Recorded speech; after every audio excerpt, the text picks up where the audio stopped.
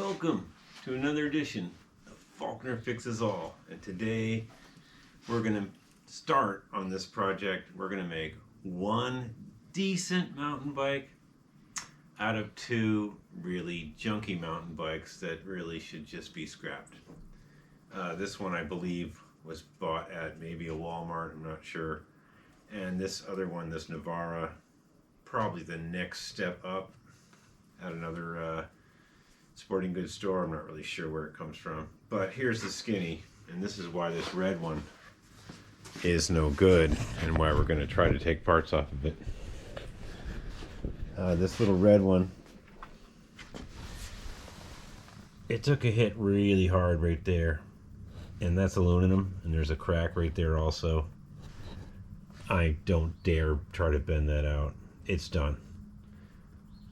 I'm sure you could buy this piece and replace it, but this frame is too tall for the customer that brought these, and this one is just barely small enough. So what he wants me to do is attempt to take this disc brake setup and fork and put it on this cheapy giant bike. This giant bike does not have a disc brake, and the fork is a little smaller. I'm thinking I can either trim this, because this is a threadless fork. I can trim this or add spacers. I think I'll just try to trim it and put it in this headset. Should work out pretty good. If it doesn't, hey, what do we got to lose? Two junk bikes and lots of parts. This other wheel, this is the wheel off the giant bike. It's a decent wheel, but the free wheel, it's been sitting out in the rain. That's toast, and probably needs a new free wheel. And this chain is also toast, and that chain is bent and mangled, so we're gonna have to buy a new chain and probably a new free wheel for that. And the tires are pretty toasty. I got a set of these reflectorized Kendas with decent tread. They're not super mountain, but they're in great shape. And there's a pair of them, and they're reflectorized.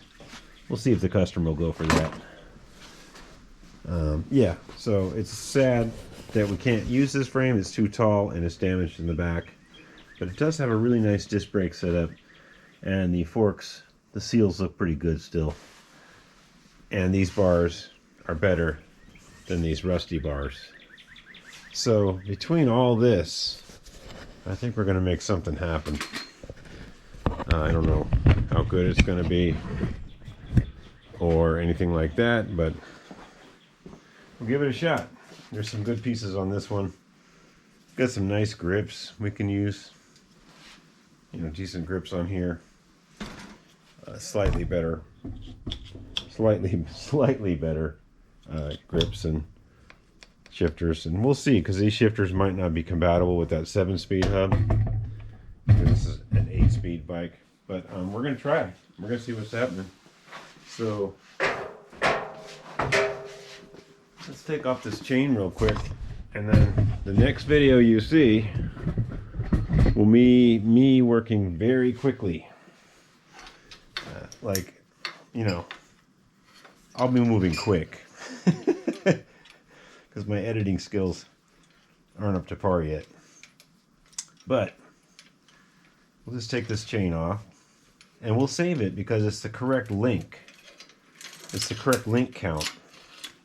I mean, obviously we're not gonna put this back on, but I can count the links and get the right chain if I go with that freewheel and keep these cranks. So we'll just keep this around, even though it's really bad. We'll keep this around so I have a link count. Cranks feel good. That's good. And this still works. Kind of. Yeah, maybe we'll just buy a new 7-speed freewheel. Go from there. I mean, they're worn. Not too bad. Okay. So, next video will be me working at Mach 70 on these bikes, you'll just see a blur with a guy with tools in his hand. Thanks for tuning in, and welcome to Faulkner Fixes All. And you'll like the next video. This is kind of the intro. Okay.